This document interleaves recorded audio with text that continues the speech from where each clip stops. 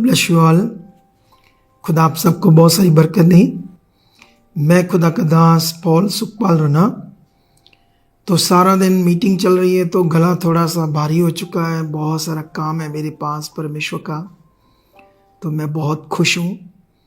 तो आप थंबनेल के अकॉर्डिंग समझ चुके हैं कि आज हमारा टॉपिक जो है बड़ा ख़ास है, क्योंकि मैंने पिछले सैटरडे को इसकी वीडियो बनाई थी, पहला पार्ट, कि प्रभु यीशु मसीह में कैसे हम अमीर बन सकते हैं, धनी बन सकते हैं, फाइनेंशियल स्ट्रॉन्ग बन सकते हैं। तो आज उसका सेकंड पार्ट है और इसमें मैं क्लैरिटी दूंगा कि आपने क्या करना है।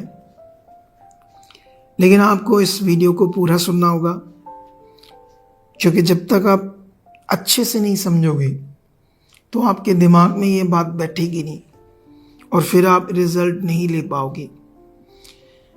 याद रखना, ये जो पवित्र शास्त्र है हमारे पास, ये एक बहुत बड़ी पवित्र नॉलेज है, एक ऐसा ज्ञान है जिसके द्वारा मनुष्य अपने आप को परमेश्वर के साथ बना सकता है और हर तरह से हर आशीष को ले सकता है, हर तरह की बरकत को ले सकता है। और मैं इसका गवाह हूँ। और ये बात कोई कहानी नहीं है, ऐसे नहीं कहानी बोल रहा हूँ मैं, ये परमेश्वर का वचन है। सो मैं थैंक्स करता हूँ खुदावंत का इस टाइम के लिए जो वो मुझे यूज़ कर चुका है और आपको बरकत दे चुका है। सो टॉपिक की तरफ और बढ़ते हैं आगे। जब हम बाइबल में देखते हैं तो कैसे अब्राहम के बारे जब हम देखते हैं, तो जब वो अपने देश से निकला है ना, जब परमेश्वर ने उसे बुलाया कि तुम अपने देश, अपने घर, अपने लोगों को छोड़कर उस देश में जा जो मैं तुम्हें दिखाऊंगा। तो अब्राहम के पास उस समय कुछ भी नहीं था। वो बड़ा चंद चीज़ें नॉर्मल लोगों को साथ लेकर चल दिया। किसके सहारे? परमेश्वर ने जो कहा उस वचन को पूरा करने के लिए।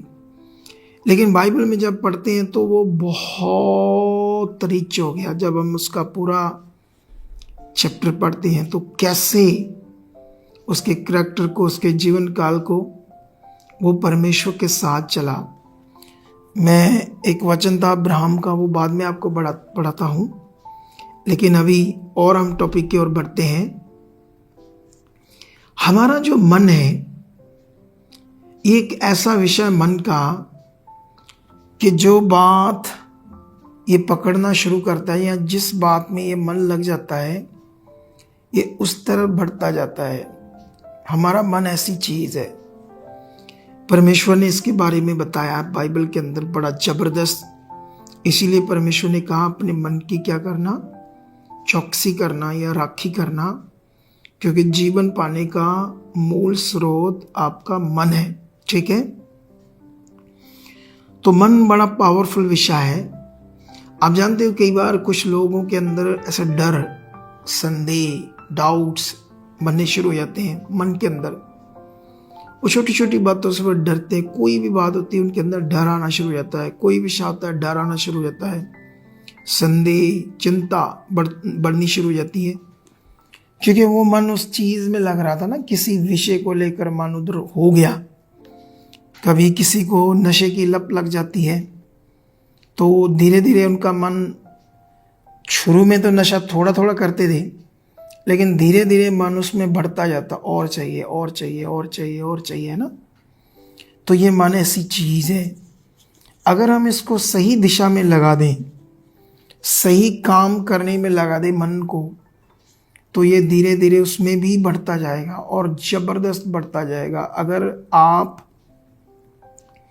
एक बार ऐसे फैसला लो या ठानो या रोज़ रोज़ अंगीकार करके शरीर को मारो और पैर में बैठो, ठीक है, 10 मिनट की थोड़ी सी बढ़ाई, है ना। जैसे लोग जब जिम में जाते हैं या एक्सरसाइज करते हैं या वो दौड़ लगाते हैं ना, रनिंग करते हैं, तो शुरू में तो थोड़ा थोड़ा करते हैं, लेकिन धीरे धीरे उसको करते करते करते करते वो बहुत ज़्यादा कर पाते हैं उस चीज़ को, एक्सरसाइज को।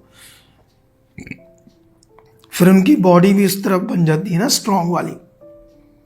तो ऐसे सेम हम क्या कर सकते हैं, शुरुआत में जो चीजें हम सुनेंगे परमेश्वर की, उसमें अपने आप को थोड़ा थोड़ा बनाएंगे। जैसे शुरुआत में थोड़ी प्रे शुरू की, शरीर को मारो और ध्यान दो मुझे करनी है, परमेश्वर के आगे भी रखो, फिर आप और करोगे, फिर धीरे धीरे धीरे मन उसमें लग जाएगा। फिर आप प्रे करे बिना नहीं रहोगे, आप बाइबल पढ़े बिना नहीं रहोगे, आपका मन ऐसी चीज है। और एक बार ऐसा लग गया तो समझो फिर आपको कोई नहीं रोक सकता बरकत पाने से, ब्लेसिंग पाने से, आशीष पाने से।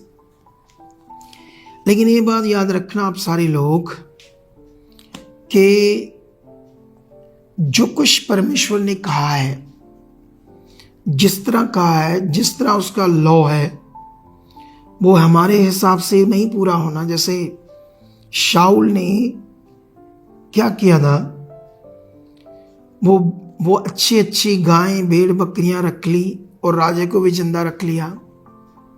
जब शाऊल ने ऐसा किया तो जब वहां पर शमूएल आया भविष्यवक्ता, तो उसने कहा ये आवाज कैसी है? तो उसने कहा ये तेरे परमेश्वर की भेंट के लिए मैंने रखी है। अब शाऊल का क्या दिमाग था, वो अपने हिसाब से परमेश्वर के काम को, आज्ञा को समझने लगा। परमेश्वर की कोई भी आज्ञा हमारी बुद्धि और समझ के हिसाब से नहीं होता है काम ये पूरा। एक वचन पढ़ता हूं मैं आप लोगों के लिए, मैं लंबा नहीं चाहता करना आज ये टॉपिक, क्योंकि मैं चाहता हूं इसको आपको जल्दी जल्दी इसका मैं, ये देखो दूसरा पत्रस 1:20 में लिखा, पर पहले ये जान लो कि पवित्र शास्त्र की कोई भी भविष्यवाणी किसी के अपनी ही विचारधारा के आधार पर पूर्ण नहीं होती। परमेश्वर का वचन किसी मनुष्य की अपनी विचारधारा के अनुसार पूरा नहीं होता। अपनी विचारधारा के अनुसार उसका मीनिंग नहीं बनता। जैसे खुदा ने कहा है वो वैसा वचन है। याद रखना, अगर परमेश्वर ने कहा डरो मत मैं तुम्हारे साथ हूं, तो ये वचन तब काम करता है जब ये वचन आपके अंदर विश्वास से आप उस पर अपना मन लगा रहे हो। नहीं, हालात क्या है मेरे साथ, तो परमेश्वर है, वचन बदल नहीं सकता। और यीशु मसीह ने भी कहा कि परमेश्वर के वचन की बिंदु मात्रा भी पूरा होए बिना नहीं टलेगा। आकाश पृथ्वी खत्म हो सकते, लेकिन वचन का एक बिंदु मात्रा भी इधर उधर नहीं हो सकता। याद रखना। अब आपको समझना है, अगर आपने धनी बनना है तो आपको क्या करना है। सबसे पहले आपको अच्छे से परमेश्वर के पीछे अपने आप को बनाना पड़ेगा। यीशु मसीह ने कहा मैं जगत की ज्योति हूं और जो मेरे पीछे आता है वह कभी अंधकार में ना चलेगा। अंधकार क्या है? अंधकार में आती हैं बीमारियां, रोग, दुख, चिंता, पीड़ा, प्रॉब्लम, हालात, भूखमरी, गरीबी, परेशानी, अशांति। ये अंधकार है जो शैतान ने लोगों को दिया है। क्लेश, झगड़ा, नशे, बदमस्तियां, सब कुछ शैतान ने दिया है। ठीक है, ये अंधकार है। लेकिन यीशु ने कहा जो मेरे पीछे चलता है। अब यीशु के पीछे चलने का क्या मतलब है? यीशु के पीछे चलने का मतलब कभी आप संगति में आए, बैठे और चले गए, इधर उधर ध्यान दिया, माड़ा मोटा चलो। यीशु के पीछे चलने का मतलब है वो मेरे जीवन से क्या चाहता है वो करना। अगर हम यीशु के पीछे, खुदा के पीछे बढ़ने लगे तो याद रखना आप ट्रांसफॉर्म होने लगोगे, बदलने लगोगे, पहले वाले मनुष्य नहीं रहोगे। आपके अंदर परमेश्वर की पावर काम करने लगेगी। फिर आप प्रे को करोगे, वचनों को रीड करोगे, वचनों की वैल्यू आपके अंदर आने लगेगी। क्योंकि बहुत मैं लोगों को मिल रहा हूं, लोगों के अंदर वचनों की वैल्यू नहीं है। वो जस्ट बाबाओं की तरह परमेश्वर के घर में आते हैं जैसे वो पहले संसार में जाते थे चंगाई के लिए। इसीलिए बहुत सारे अलग अलग जगहों से मसीह लोग बेचारे हमारे पास आ रहे, क्योंकि उनकी कोई सुनवाई नहीं होती और हम उस पर वर्क कर देते हैं अच्छा वाला, और जिससे लोगों का भला हो जाता है। तो याद रखना, लोगों के अंदर वचन की उस तरह से वैल्यू नहीं आती। जैसे इब्रानियों में भी कहा, वचन तो उन्हीं की तरह तुम्हें सुनाया गया, लेकिन सुने हुए वचन से तुम्हें लाभ नहीं मिला, क्योंकि वो तुम्हारे मन में वैल्यू से नहीं बैठा। अगर आप नबियों को देखो, बाइबल के अंदर परमेश्वर के लोगों को देखो, तो उनके अंदर परमेश्वर के वचन की वैल्यू थी। अगर ये तुम्हारे अंदर भी हो तो आपकी जिंदगी बदलेगी। और याद रखना, क्योंकि आपके पास ऑप्शन नहीं है कोई। जो मैं सिखा रहा, जो समझा रहा हूं, यही नियम है जीवन पाने का। तो आपको ये फोकस बनाना पड़ेगा। आप वचन की वैल्यू के हिसाब से देखो, परमेश्वर ने हमें उद्धार जो दिया है यीशु मसीह की कुर्बानी के द्वारा, वो किससे है? वो हमारे विश्वास से है।